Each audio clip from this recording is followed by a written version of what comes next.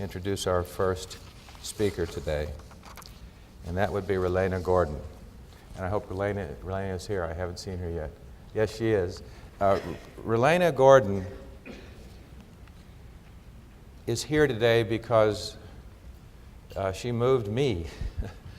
And she gave a presentation that was advertised in the Boulder newspaper about a year ago at the Boulder Theater. Now, at the Boulder Theater, you typically would see rock and roll bands or new wave bands and movies. But this night, the featured subject was mental health in the United States. And the first speaker was Ralena. She wasn't actually a speaker so much as she was a presenter of what I would describe as a layman as a photographic essay. And so Laura and I went down to see this event, and were both very touched impressively by her creativity and how she characterized an era in American history that's been, on one level, a major force in why we're here today. That era entailed the great abuse and institutionalization of people with mental disabilities in the United States. As we do a better job of dealing with that issue, I worry that we'll forget our past, we'll forget our history, and we won't use and learn from it to the extent that we can and should.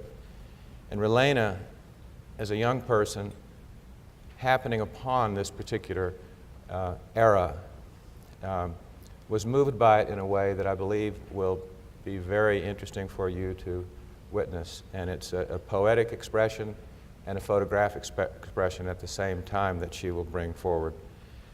She graduated from Goddard College, Vermont in 2008 with an individualized bachelor degree focusing on photography, philosophy, and creative writing. She dedicated her senior study at Goddard to the history of mental illness and mental institutions in the United States. During the course of her senior year, she visited and photographed 8 institutions across the country. As people continued to express interest in this project, photographing and preserving this important piece of American history became clear. Over the past few years, Ralena has photographed 44 institutions in 22 states.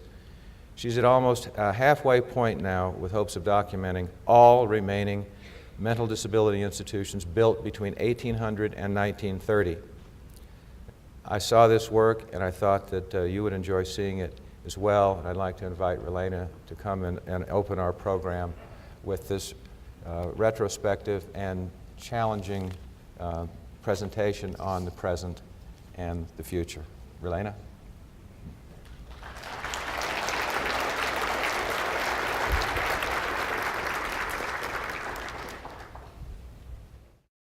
This is a project I've been working on for a few years now, and I'm going to start by reading something that I've been writing throughout the course of my discovery with this project, and then we'll show a short video of the photographs that I've been taking.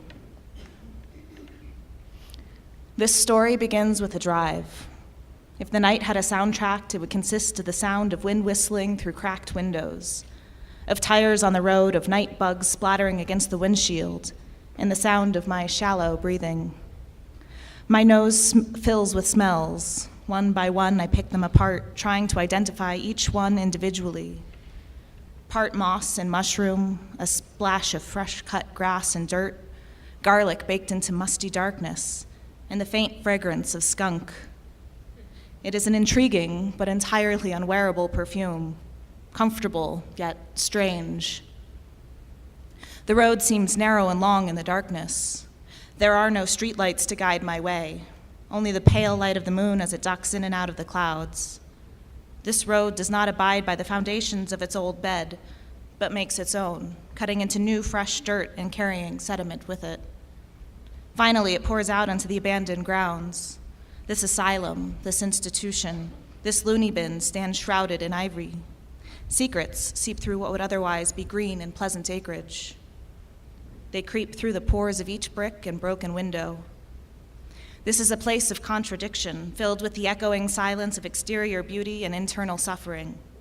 This place represents death, but not necessarily the physical kind.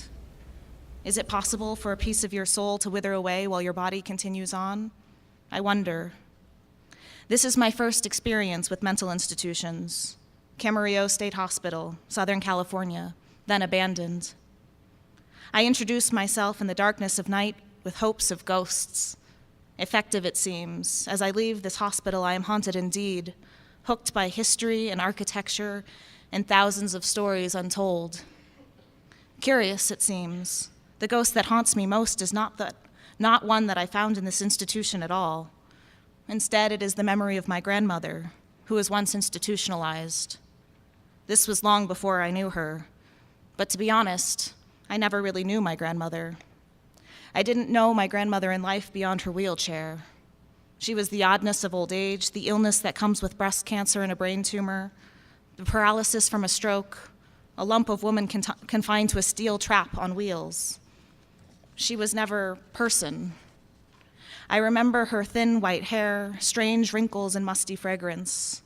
I remember her fragility, immobility, and stiffness. Life beyond the peculiarity of oldness was a foreign and strange concept, and in her life, I would not get beyond this odd exterior of wrinkles and funny smells. To the woman who lived beneath, I was too young, she was too old, and this generational gap became impassable, impossible. I never got the chance to understand or appreciate that there was person, human, life inside her decaying shell. I think it is because I do not remember my grandmother's life that her death is so significant to me. Her lips and tongue drooped, her eyes were heavy, her hair flattened and frail, and her last breaths were strange and powerful, staggered and inconsistent. They gurgled and stretched to the reaches of eternity, and then they were gone. I was 7 when my grandmother died. I watched life exist, then vanish. And while I didn't fully understand death, what that strange word and even stranger concept meant, I watched as it happened. In that moment, my family was not defined by physical bodies, but transformed into one boundless grieving soul. Death seemed haunting, yet strangely beautiful. I did not know death, yet I saw it. I will never know my grandmother. Still, I have seen her. So I wonder what exists in the space between knowing and seeing.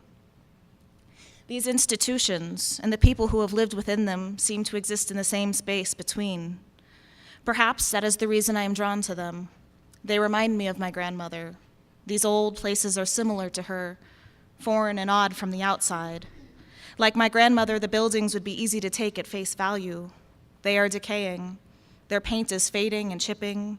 Their windows are often broken, and many doors no longer open. These old buildings just sit there, forgotten by almost everyone, waiting to die. And like my grandmother, their exterior betrays them. It does not tell of the truth or the soul that survives inside their aged exterior. The current conditions of these institutions seems to reflect the general state of care, something of forgotten neglect. Institutions that used to hold thousands now only hold hundreds. Acres of farmland sold off, and an intricate webbing of buildings reduced to just a handful. Buildings act as cluttered rooms for storage of things with no purpose, giant trash bins for misplaced stuff. Large empty rooms filled with nothing. Most unclaimed buildings cost too much to renovate, too much to demolish, so they exist in an unstable realm between. Spiders and footprints make homes in the dust. Plants embrace these buildings protectively in their arms, closing their doors, covering their windows, scaling their bricks. These architecturally stunning, handcrafted castles of our past are crumbling to the ground. And what of the people who once filled these institutions? Technology has changed, continues to change. Our treatments and definitions change. Do the stories change too? While these places empty across town, our streets are cluttered. Institutions may not have been the answer, but is the current alternative better? The question seems too daunting to explore and too prevalent to ignore, so it lives in an unstable realm between, taking shelters in our nooks that we overlook, in our prisons and prescriptions, in our secrets and shadows. What of mental illness? What of difference and disability? What if people defined as abnormal and people whose lives have passed inside these forgotten places? Are they to be forgotten too? Is their story to be untold? These places are still alive. Empty places are filled with imprints. Stories, memories, and old belongings are things that will survive long after we have passed into the darkness of death. Perhaps we leave behind a piece of ourself, our soul, imprinted on the things and people we touch. I know somehow that these hospitals are haunted, not by restless spirits, but by the ghosts of untold stories, forgotten memories, and little souvenirs of lives past. And while I will never know my grandmother, I have seen her. I do not know death, but I have seen it. I do not really know these institutions, but I photograph them. Stories are the ghosts that live richly in this uncharted space between knowing and seeing. These stories will haunt us, for they are our history, and if we let them, they may also teach us. It's time to listen, time to learn from the stories that fill these empty places.